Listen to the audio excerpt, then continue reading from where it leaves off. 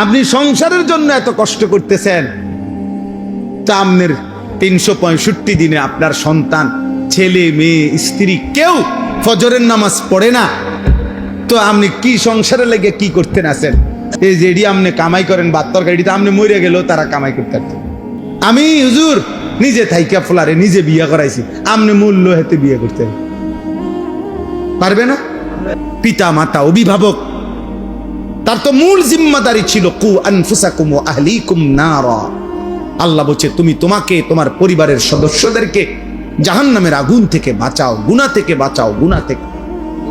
ওয়া'মুর আহলাকা বিসসালাতি ওয়াসতাবির আলাইহা। আল্লাহ বলছে তুমি নিজে এবং পরিবারের সদস্যদেরকে নামাজের আদেশ করো, তুমি নিজেও নামাজের উপরে মজবুত থাকো।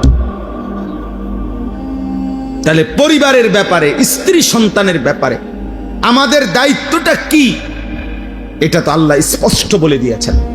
বলেন না, আল্লাযী খালাকাল মাউতা ওয়াল হায়াতা লিয়াবলুয়াকুম আইয়ুকুম আহসানু আমালা।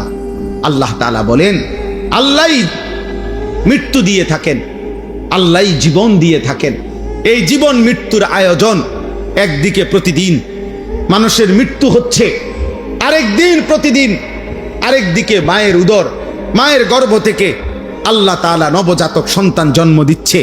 আল্লাহ বলেন একদিকে জন্ম একদিকে মৃত্যু, এই দুইটাই আমি সৃষ্টি করছি।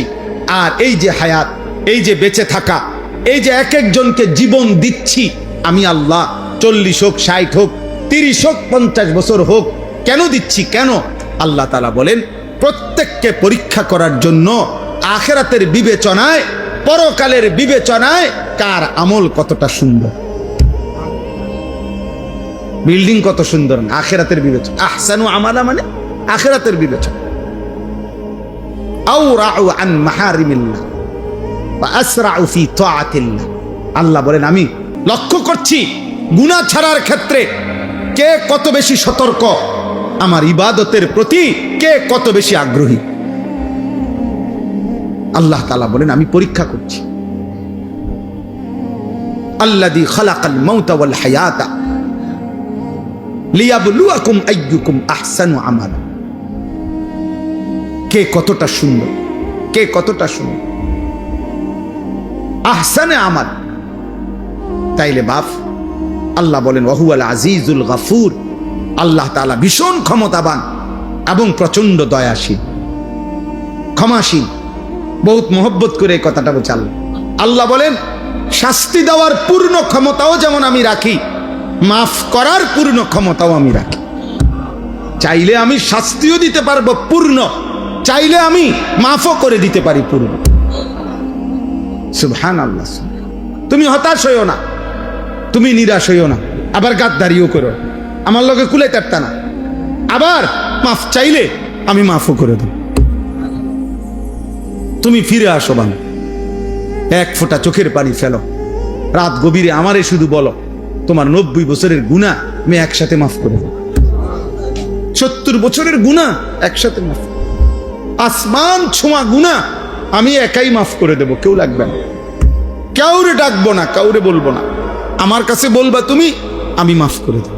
ওয়ালা উবালি, আমি পরোয়া করব না বান্দা, আমি লজ্জা দেব না, আমি কাউরে শোনাবো না, আমি সমাজের কাউরে ডাকবো না, কাউরে জানাবো না, তুমি বলবা আমারে একাকী, আমি মাফও করে দেব একাকী।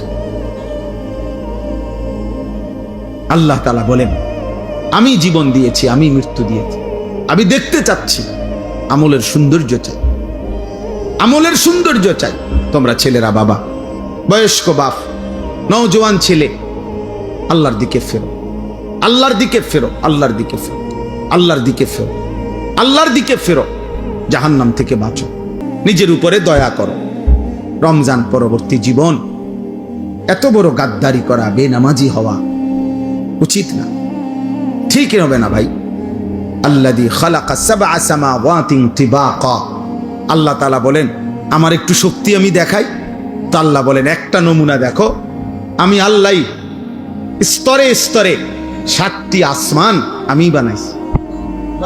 মা তারা ফি খালকির রহমানি মিন তাফাউত।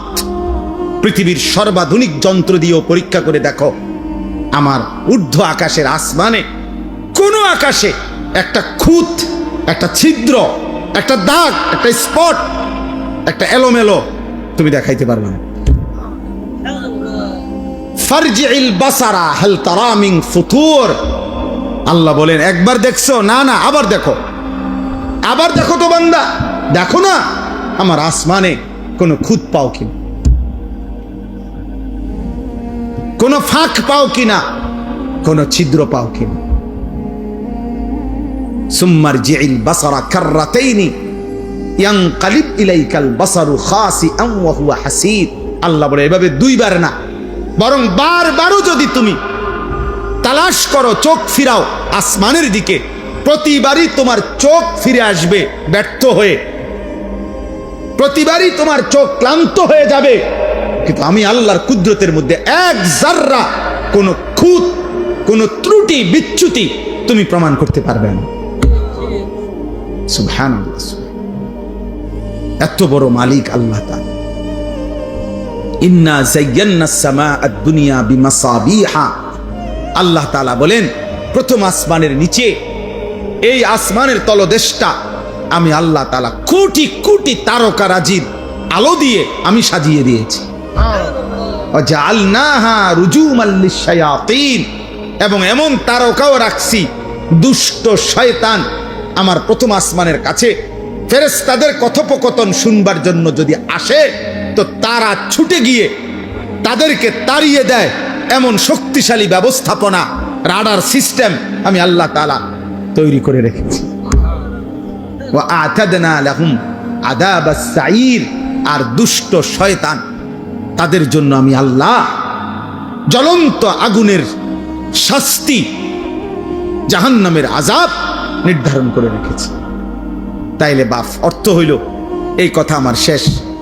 এক নম্বর কথা হইল, আমি প্রথম যে কথাটা বলতে চাইছি, রমজান পরবর্তী জীবনে আমরা যারা বেঁচে আছি, আমাদের আল্লাহর নাফরমানি করা একদম আগের মতো গুনাহ, যে যেমন ছিলাম, কেউ বিড়ি খাইতাম তো বিড়িয়ে খান, কেউ গালিগালাজ করতেন গালিগালাজি করতেছেন, কেউ নারী দেখো ছবি দেখো আব্বা তুমি এমনই রয়ে গেলা, কেউ 5 ওয়াক্ত নামাজ পড়তা না আগেও এখনো না, কেউ ফজরের নামাজ কোনোদিনও পড়ো না আজও না, যে বোন যে মা বেপর্দা তিনি এখনো বেপর্দা, এমন গাদ্দারি উচিত না, এটা ঠিক না।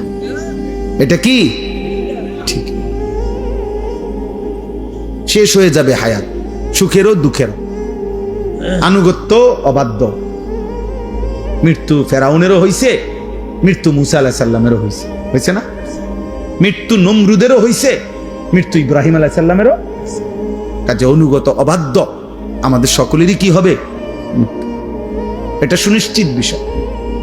অতএব দয়া করে এটা প্রথম বিষয়। আর দ্বিতীয় বিষয় হলো, আল্লাহ তাআলা আমাদেরকে এই বেঁচে থাকার আমাদের যে আয়োজন আল্লাহ দিছেন, আমাদেরকে জীবনের যত আয়োজন দিছেন সবকিছু আখিরাতের প্রস্তুতির জন্য। কিসের জন্য? আখিরাতের প্রস্তুতি, আখিরাতের জন্য। আল্লাহ তাআলা বলেন এখানে ক্ষণিকের মেহমান, আখিরাতেই তুমি চূড়ান্ত স্থায়ী।